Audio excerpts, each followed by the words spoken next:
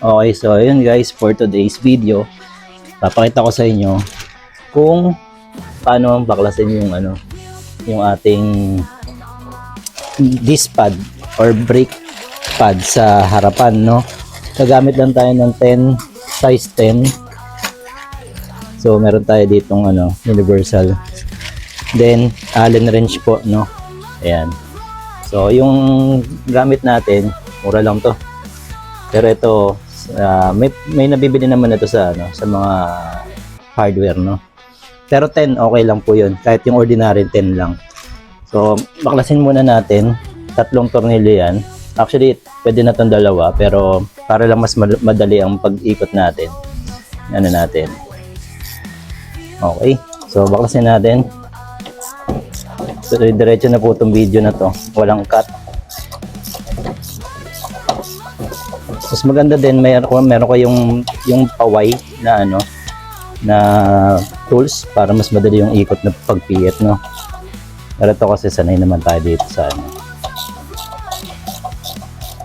So ibig sabihin, para kahit saan man kayo abutin, kung meron man kayong ma-encounter na something sa inyong disc or sa inyong disc pad, papakita ko rin sa inyo kung anong kaparehas ng disc pad nitong nitong Dynamax, no.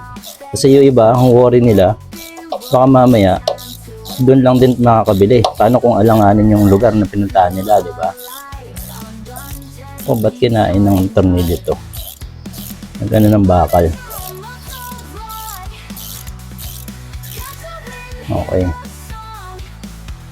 Ayan. So lilinisin natin ito mamaya yung may rebaba. Ayan, o. Nilasgas din sa So gis lang po ito, gis lang. Bakit masikip to?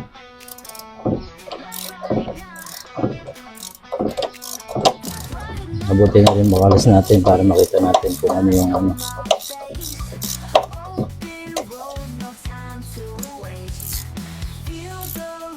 Pumaligtad pala.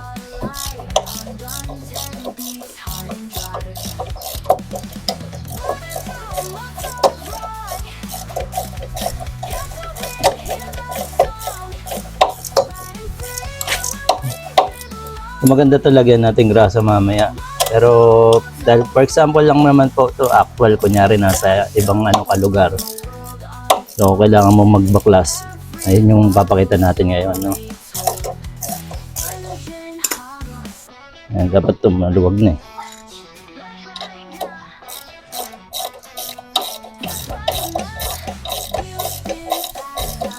Ito saan natin. Dapat ito maluwag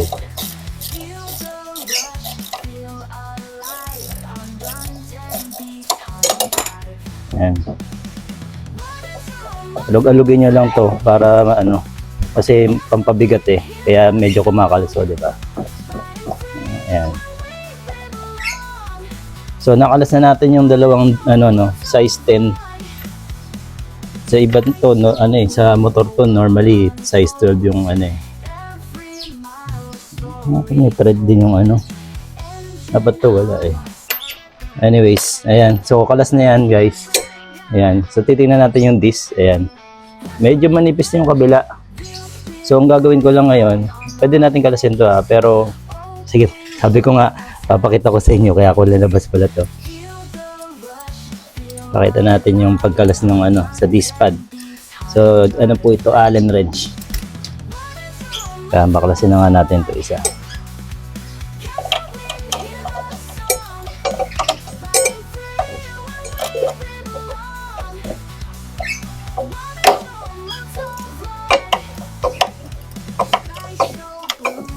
Maganda to yung T.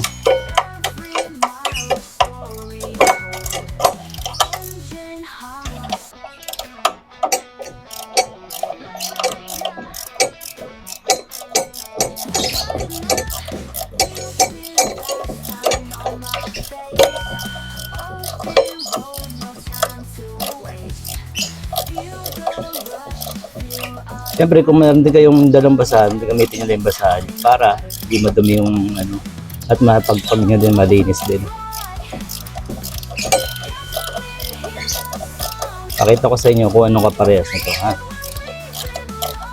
Para kung nasalang at tumama pa.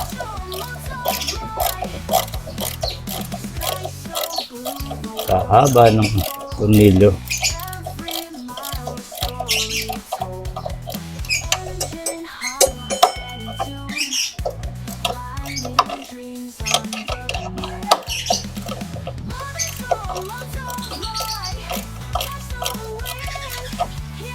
Okay, so mas maluwag yung gawaan natin ngayon. So maiikot ko siya ngayon. So ang size nito, so check na lang natin kung ano yung papasok sa ano. Kung di ako nagkakamali, size yata ito.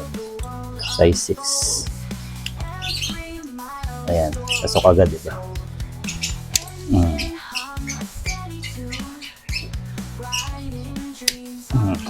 Okay. So baklasin natin para mapakita ko sa inyo. Dahil gusto ko may share sa inyo. Ayan, maganda talaga ng ano. Anyways, i-spray natin yan ng ano, brake cleaner.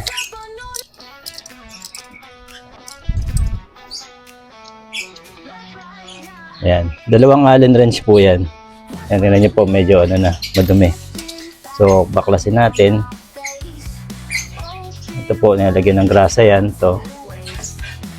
Ayan. So ito po. So ito po ay naka-double, triple, no? Tatlo po yung piston niya. Makikita nyo. Lininisan natin yan. So ito po ay kaparehas niya pang PCX po. Ayan. So gamitan natin ng Marsh brake cleaner, no? So spray natin to. Ayan. Mabasagad yung kulay, oh. Linis agad. Press natin doon sa loob para ayan, ayan na natin siya dyan. Then, syempre yung disc pad. Pwede pa yan, pero pag hanggat mari, papalitan ko na rin yan. Ayan po, bumababa po yung lumalabas yung kulay, ano. Tignan nyo po yung,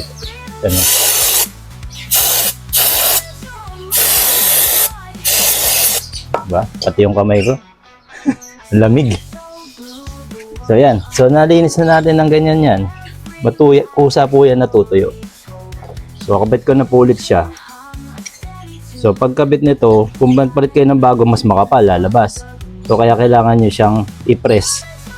I-press nyo yung mismong piston, yung tatlo. Tulak pa ganun. Hanggat maaari. So pwede po yan. Para maibuka lang natin maigi. Pero hindi, ano pa siya eh. Tapos pagka kinabit nyo naman po yan, ito pa pala, mga tornilyo pa pala.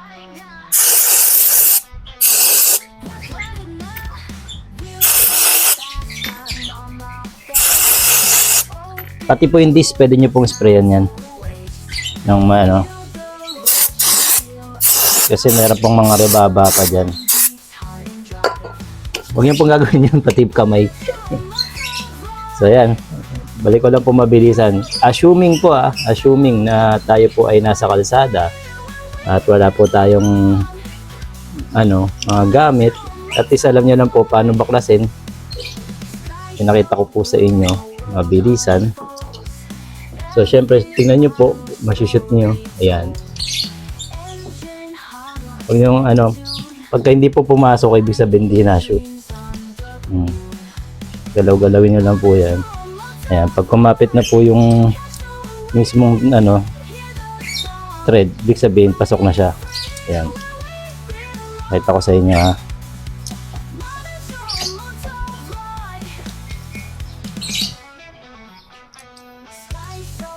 Ayan. Ganda kasi yung yung tools na talaga saktuhan lang, no. Ito kasi dala na natin lahat kaya ayan, hindi na shoot. Ayun. So ikot na natin. Yung ibang nabibiling disc pad makapal, kaya iba minsan nililiha pa. Hindi compatible agad-agad. Ayan. So gano'n lang siya. Nakashoot na siya.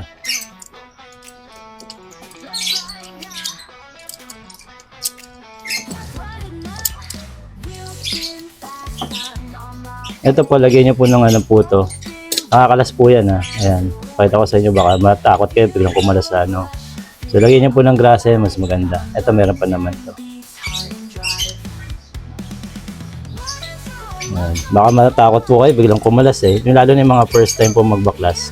Hindi pa nila kabisado yung yung mga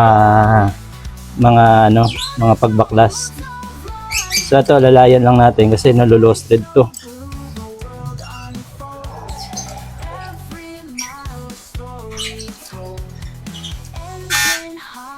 Ayan.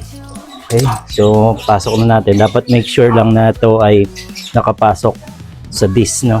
Kung hindi, maano yan. Kikis-kis sa disc brake din nyo.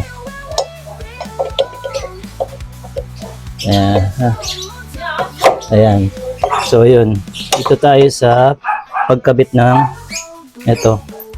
Kabit natin to. Ito kasi may rebaba kanina. Ayun pa oh. So yun, kabit na natin.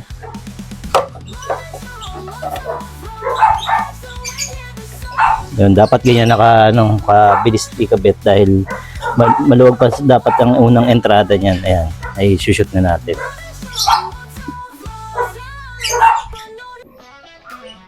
Then, siyempre, gamitan ulit natin ang ating tools na panghigpit.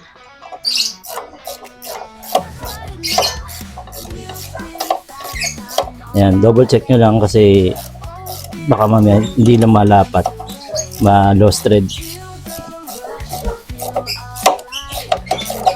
Ayan, dapat ganyan, medyo maluwag yung hindi kagaya kanina, ganit.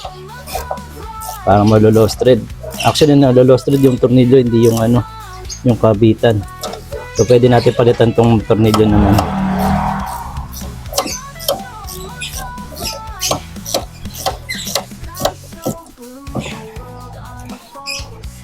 Double check ang pagsikip.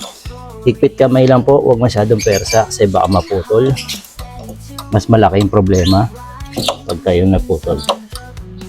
At syempre, higpit kamay na susubukan nyo talagang mahigpit kasi baka naman habang tumatagal, habang buwabiyahe kayo, bigla naman kumalas. Dahil habang sa vibration po siya, nagkakaroon po siya ng ng pagluwag, no? Kaya meron po tayong tinatawag na retighten. Shoot na ang atin.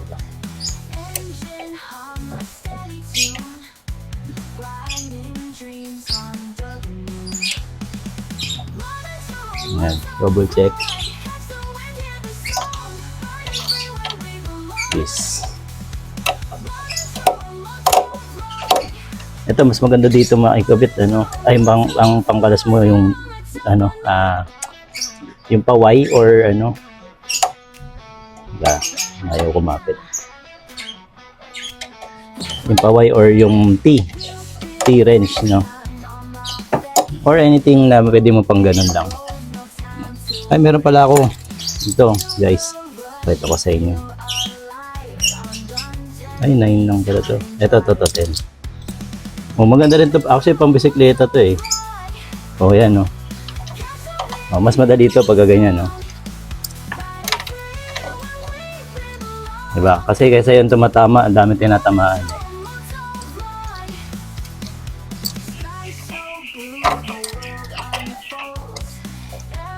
Mas mabilis po sana natin binaklas pala kanina pagka ganito ginamit natin. So anyways, para makita nyo lang, kung may mga sapat na gamit lang tayo, hindi kayo mahihirapan.